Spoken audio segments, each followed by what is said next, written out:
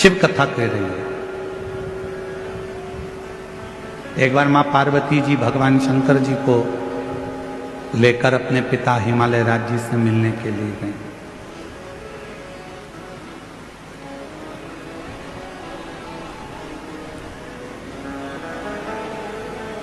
और माता पार्वती जी भगवान शिव को लेकर जब अपने पिता हिमालय राज्य से मिलने के लिए गई तो हिमालय राज कहीं गए हुए थे।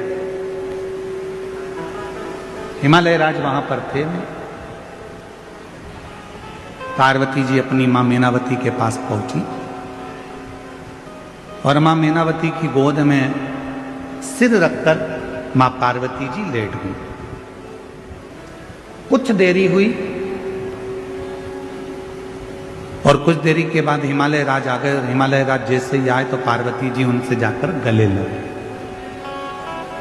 शिव महापुराण की कथा कहती है बेटा मां को प्रिय होता है और बेटी बाप को प्रिय होती है। बेटी की प्रियता बाप को, बेटे की प्रियता मां को।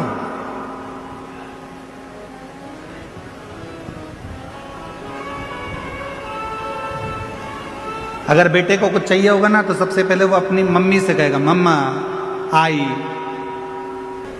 500 रुपए की जरूरत है, आई पापा से कहना दिलाना, भाऊ से बोलना 500 रुपए दे।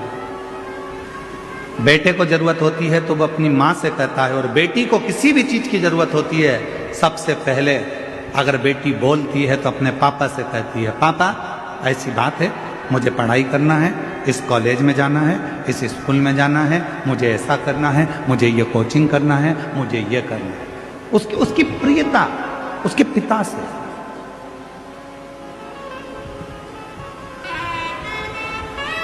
दुनिया के लोग कहते हैं कि बेटी की विदाई में सबसे ज्यादा मां रोती है, पर शिव महापुराण की कथा कहती है कि बेटी की विदाई में सबसे ज्यादा रोता है तो उसका बाप रोता है, उसका पिता।